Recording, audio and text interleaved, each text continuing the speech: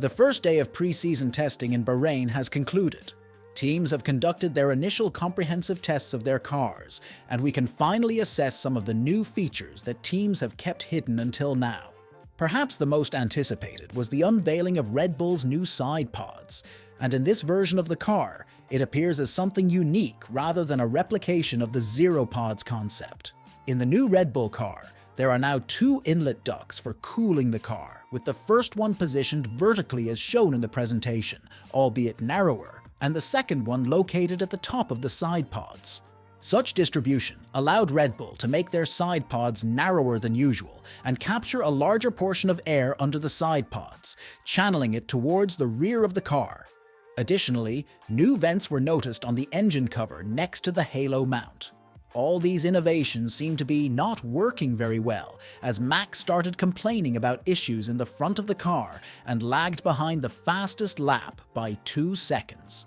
However, the team soon rectified the situation, and Max set the fastest lap time, though it may not be something to pay much attention to now.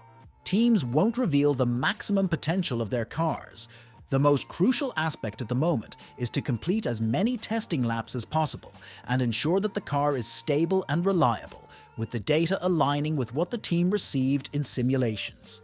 In this regard, Aston Martin seems to be performing exceptionally well. During the early practice sessions, Fernando Alonso completed 77 laps, which is the highest result, securing 3rd place in the standings, with the fastest lap time being only 0.8 seconds slower than Verstappen's. Overall, the Aston Martin car was stable and sufficiently reliable, leaving the team satisfied with the early practice sessions. However, one team likely unsatisfied with the start of testing is the Mercedes team, which spent an hour of practice time fixing issues with the hybrid system of their car. As a result, George Russell managed to complete only 48 laps during the early practice session and did not set a competitive lap time. The second practice session went smoothly, but also lacked quick laps, which might concern Mercedes fans. But there is some good news. Ted Kravitz queried John Owen, Mercedes chief designer, on the W15 this morning. He replied, "I would say hats off to our aero team. Considering this, I think it's too early to say that Mercedes will be uncompetitive. I believe they are simply not attempting to set the fastest time and are instead following their car testing plan." As for the other teams, generally, the tests proceeded smoothly and without any major issues.